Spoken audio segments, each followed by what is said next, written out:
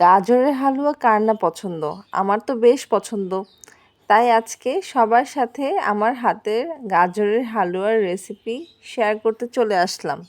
আসসালামু আলাইকুম, welcome to আমার পাকঘর। আজকে আমি সবার সাথে গাজরের হালুয়ার একটা স্পেশাল রেসিপি শেয়ার করব, যেটা আমি ফলো করি। তো প্রথমে একটা প্যানের মধ্যে দিয়ে দিব গরম মশলা, এলাচ, দারচিনি, তেজপাতা। এরপর দিয়ে দিতে হবে ঘি। এই ঘিটা আমি আমার বাসায় বানিয়েছিলাম।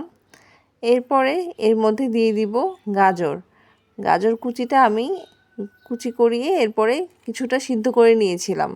এতে রান্নাটা করতে সময়টা কম লাগে। এরপর এই ঘিয়ের মধ্যে আর মশলার মধ্যে কিছুক্ষণ গাজরটা ভাজাভাজি করে নিয়ে এর ভিতরে চিনি দিয়ে দিতে হবে। চিনি দেওয়ার পরে আস্তে আস্তে নাড়াচাড়া করে নিব। আস্তে আস্তে দেখব যে আমরা চিনি থেকে কিছুটা পানি বের হয়েছে। এর ভিতরে গাজরটা আরেকটু কুকড হয়ে যাবে। গাজরটা নাড়াচাড়া করে একটু রান্না করে নেওয়ার পরে দিয়ে দিব হচ্ছে সুজি আর গুঁড়া দুধ। গুঁড়া দুধ আর সুজি দেওয়ার পরে আবার নাড়াচাড়া করে রান্না করে নিব। এরপরে দিয়ে দিব লিকুইড দুধ। লিকুইড দুধটা আমি জাল করে নিয়েছিলাম। তারপরে আস্তে আস্তে নাড়াচাড়া করে রান্না করতে থাকবো। আস্তে আস্তে এই লিকুইড দুধের ভিতরেই হচ্ছে গাজরটা কুকড হয়ে যাবে ভালো মতো। যখন দেখব দুধটা একটু কমে আসছে, তখন আবার হচ্ছে শুকিয়ে যাচ্ছে, তখন আবার দুধ দিয়ে দিব। তাহলে হচ্ছে ভালো মতো রান্না হবে। এরপরে সরটুকু দিয়ে দিব। দিলে এটার ভিতরে আলাদা একটা ফ্লেভার চলে আসে। এভাবেই নেড়ে চেড়ে সব কিছু মিক্সড করে ফেলবো। সুজি, গুঁড়া দুধ, চিনি, লিকুইড দুধ সব কিছু আস্তে আস্তে মিশে যাবে।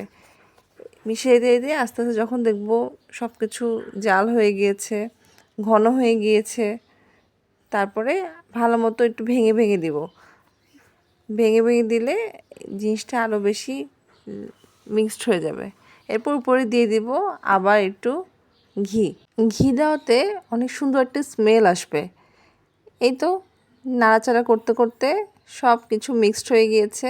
আমার গাজরের হালুয়াও একদম রেডি হয়ে গিয়েছে। খুবই মজা হয়েছে খেতে, যা আসলে না খেলে বোঝানো সম্ভব না।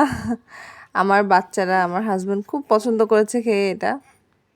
এই যে দানা দানা থাকে গাজরের, এটা মুখে লাগে, খুব মজা লাগে খেতে। এর জন্য আমি আর ব্লান্ট করি না। এই তো হয়ে গেছে তৈরি আমার গাজরের হালুয়া। কেমন লেগেছে রেসিপিটি সবাই জানাবেন, আর আপনারা বাসায় ট্রাই করবেন। তো ভালো থাকবেন সবাই। আমার আর আমার পরিবারের জন্য সবাই দোয়া করবেন। তো সবাই ভালো থাকবেন। আল্লাহ হাফেজ।